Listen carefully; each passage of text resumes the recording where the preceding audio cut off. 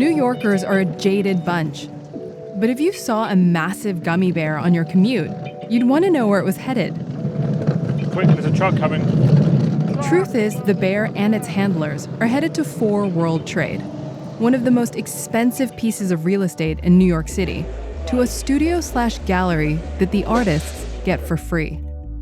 Could be the old Trojan horse scenario, Trojan gummy bears. All because of this man, Larry Silverstein, the 86-year-old real estate tycoon behind Silverstein Properties, the company that owns downtown. Silverstein famously secured a 99-year lease for World Trade weeks before 9/11 and made it his mission to rebuild. He and his colleagues invited artists to work on the unoccupied 69th floor. It's not open to the public, and it could all be going away soon. What was the sort of inception of this?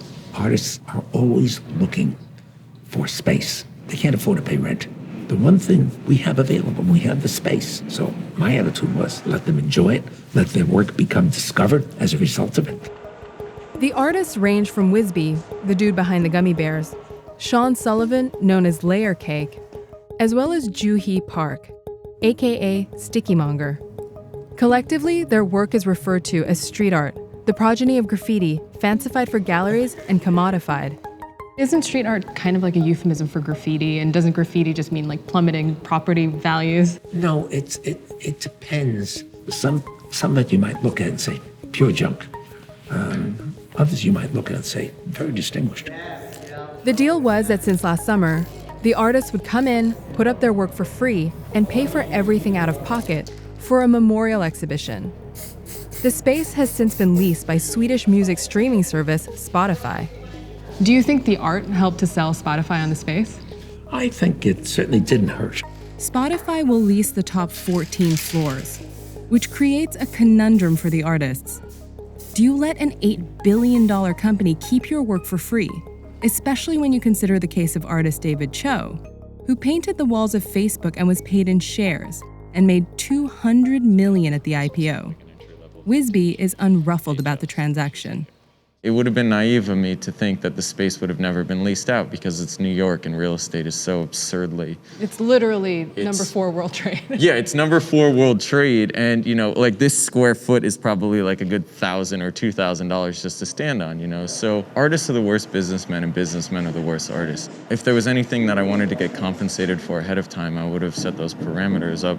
Otherwise, it's kind of shame on me. Wisby will wheel his $40,000 bears out of the building, but his murals will stay.